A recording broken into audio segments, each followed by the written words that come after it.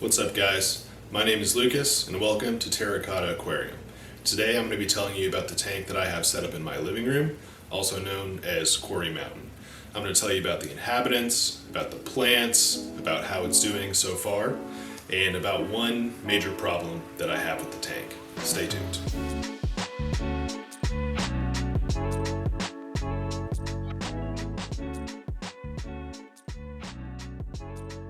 What's up, guys? Hope you're doing good.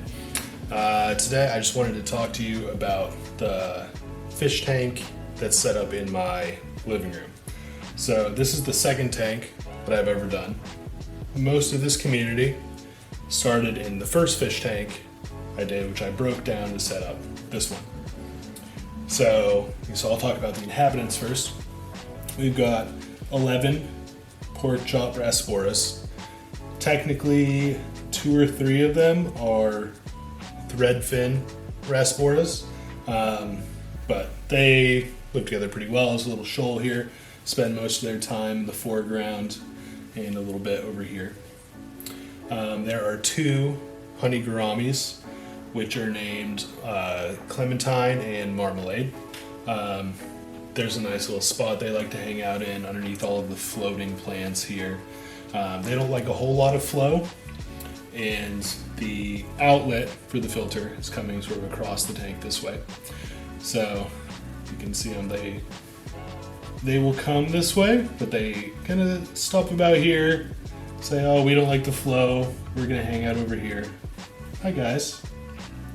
But they did mate in the old tank, but no mating thus far in this tank, and they haven't developed any of the telltale kind of black speckling along their bellies. At least the male hasn't.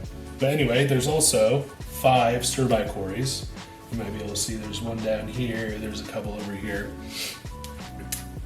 This hardscape setup is, I kind of wanted it to be one cohesive piece when I set it up, but the fish will have their way with the hardscape once you put them in. And the cories have carved out a whole cave system underneath this mountain here, which is really fun to see. There's like a view into it, and you can kind of see them, poking around in there. And the cories have been mating like crazy in here. Usually once a week or so, I'll see some little eggs, on the glass, usually around here, all over the place, and they don't all get eaten. So maybe we'll have some little baby stir-bys at some point. That would be amazing, but who knows? Kind of just let nature take its course in this tank, and I'm not actively trying to breed them or anything like that. Let's see, for the filtration, you can't see in the video. Maybe I'll do some B-roll for it. But there's Oase Biomaster 250, and I've got these 2 F-Zone steel pipes. And I've got the flow set pretty low. This is a 24-gallon tank, which is 90 liters. So it's pretty over-filtered. But I kind of think of a filter like this, it was maybe like $250. The inland outlet were $50, so $300 for the whole thing. It's kind of an investment for the future, because I can easily move this filter to a bigger tank whenever I want to do something like that. The lighting is a Haiger, let's see, I can actually read it. A Haiger HG957. So it's a pretty powerful light, and I've been having some issues with hair algae. So I had it on an 8-hour photo period, and it's at about 70%, and I decided to just reduce the photo period down to 6 hours. So we'll see if that helps. I have a good amount of floating plants that tend to live on this side. So again, the flow is coming out here. I'm getting the hair algae kind of in the spot that is the least covered.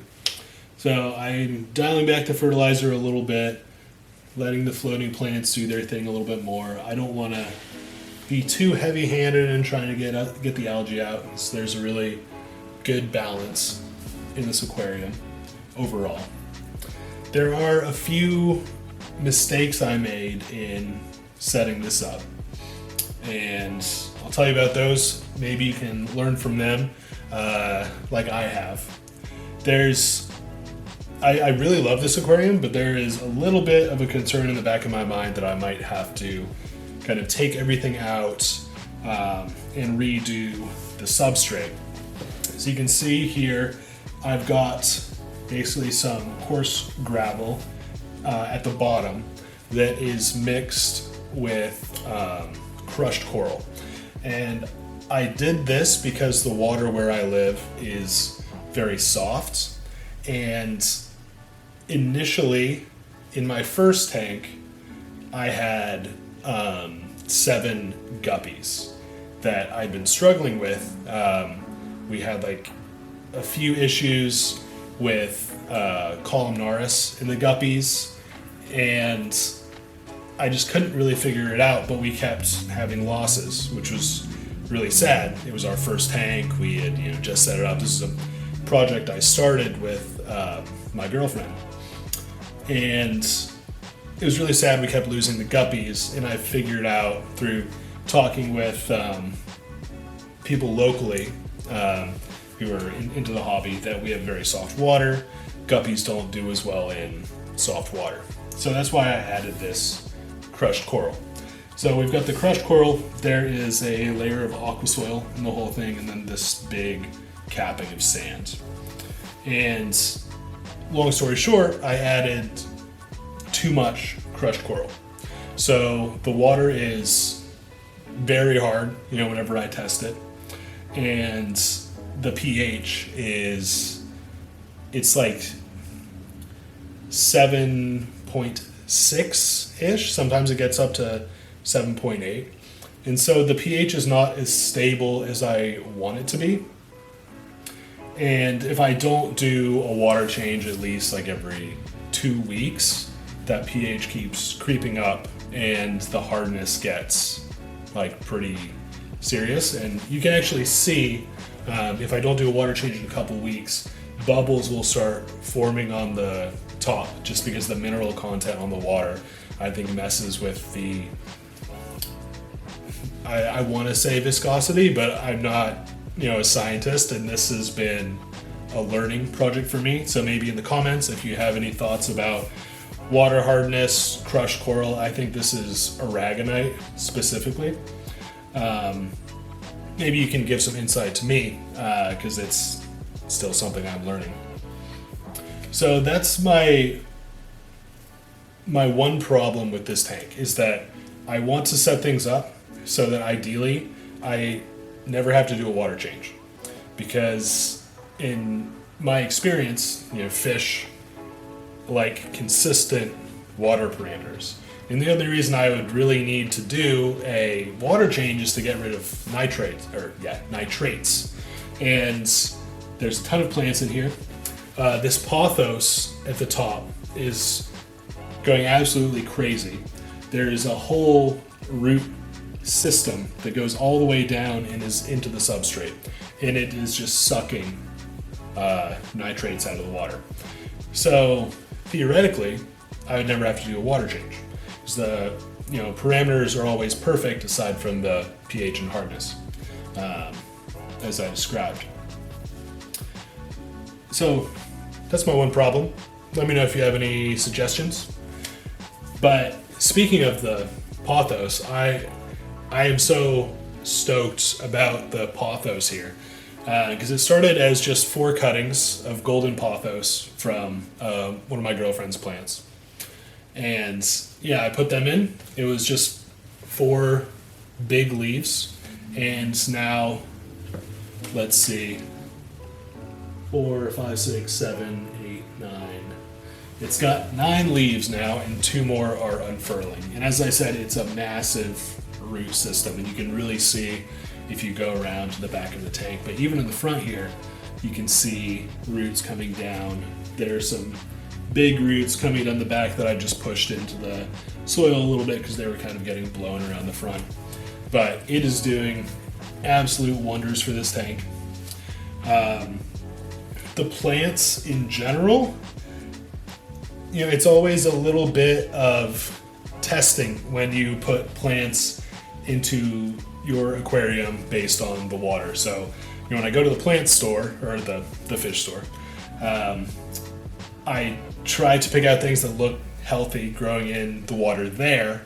But that being said, my water here is quite a bit harder. So it's a little bit of testing. So I have a lot of different types of plants in here to see, what is going to do well. And I'm kind of learning from that and continuing based on what is doing well. Obviously, there's a whole lot of job for it in here. I think it just looks fantastic as this sort of centerpiece in this kind of CORY caves mountain of wood here that's coming up. It's doing pretty well. I've got a ton of little offshoots on all the tips of the leaves. So it's going to be time to harvest that pretty soon and do some replanting or taking to another tank, maybe putting some in this tank that you may or may not be able to see. But a new project coming up that I'm very excited about. But there is also a lot of these Ludwigias here. You see I've got a patch here. There's some growing in this sort of garden area.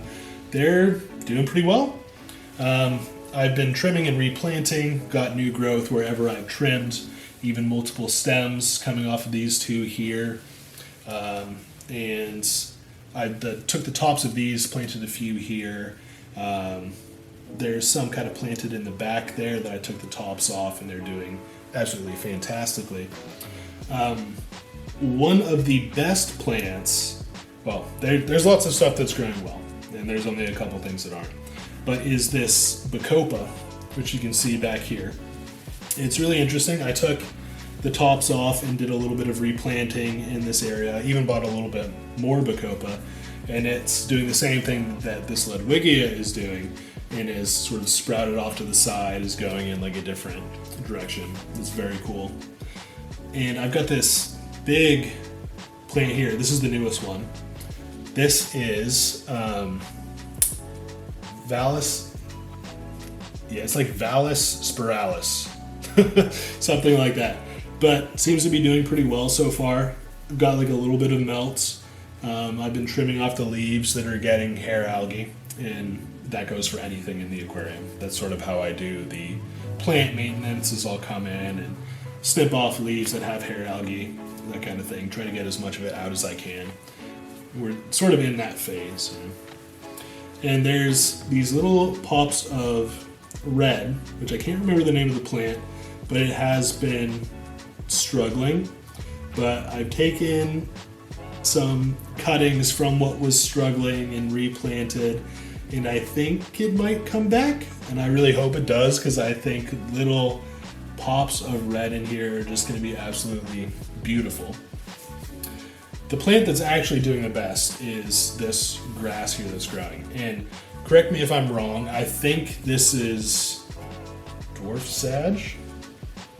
Still learning all the names and trying to keep information in my head, But yeah, it started out as just these two kind of in the center here, and it has shot out all of these lovely shoots.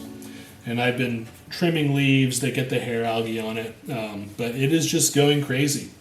It's once, sometimes twice a week, I'll see a new shoot pop up. This is the newest one here. And yeah, it's awesome. I'm super excited about it. I think it'll be really cool to have this in the foreground, to be able to see the CORYs kind of come around and then swim all in the grass here. Maybe go into this pot. Oh, and I know pot might be controversial, but the initial idea for it was that it was going to be a little house for this pleco we had that was getting pretty old. And I think we got him when he was an adult, and maybe 3 months ago now, he stopped eating, and unfortunately he passed away a couple weeks ago. He was very sad. He was our favorite fish, whose name was Cheeseburger. I'll try to put some footage in of him. But, the CORYs hang out and play in the clay pot Clay pots also obviously fantastic for building up beneficial bacteria. I'm sure that there's just like a massive colony in the center. And yeah, what else? So the plants that are struggling the most are all in the background. And I was hoping that they were going to kind of grow up. Can't remember the name of them, but you can see some kind of in this back corner. I've been trying to help them out. The CORYs keep uprooting them because the plants just aren't taking super well, and so they come up very easily.